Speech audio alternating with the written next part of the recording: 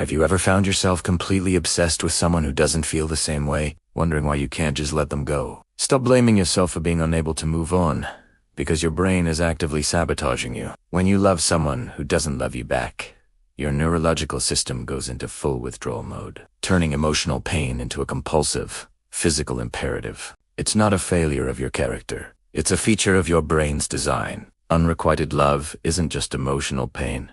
It's a neurological addiction. And today, we're going to explore exactly why your brain craves what it cannot have. Neuroscientists have discovered that the experience of unrequited love hijacks the same neural pathways as substance addiction. When you fall for someone, your brain's reward system goes into overdrive. A critical region, the ventral tegmental area, or VTA, starts pumping out dopamine, the neurotransmitter of motivation and reward. In a reciprocated relationship, this dopamine release creates feelings of pleasure and deep attachment. But when love is one-sided, something far more powerful and destructive happens. The uncertainty and intermittent reinforcement from the person you desire. A random text, a brief smile create unpredictable dopamine surges, making the pursuit feel like a high-stakes gamble you can't walk away from. The problem is, your brain misinterprets this rejection not as a signal to stop, but as a puzzle to be solved. A 2010 study led by anthropologists, Dr. Helen Fisher used fMRI scans to observe the brains of individuals who had been recently rejected by a romantic partner. They found intense activity in the VTA, the same area that lights up in cocaine addicts craving a fix.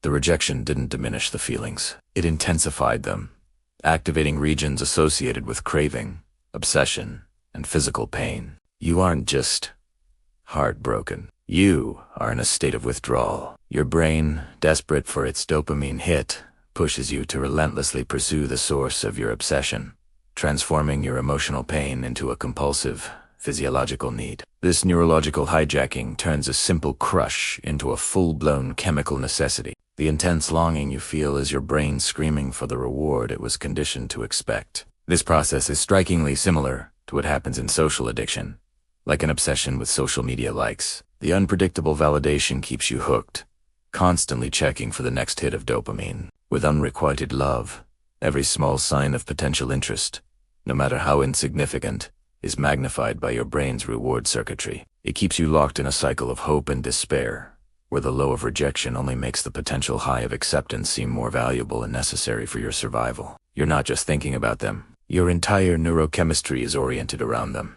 So, how do you break free from this cognitive prison? The key lies in understanding and leveraging neuroplasticity, your brain's ability to rewire itself. Just as the addiction was formed, it can be unformed. The first step is to treat it like any other addiction, go cold turkey. This means cutting off all contact with the person. No texting, no calling, and absolutely no checking their social media. Each time you seek them out, you are giving your brain another hit, reinforcing the addictive pathway and resetting your recovery clock.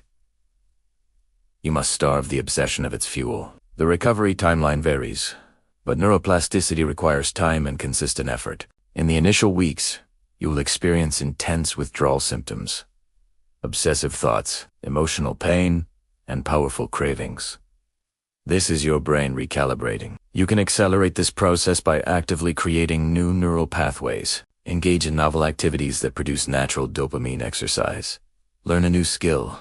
Spend quality time with supportive friends and family.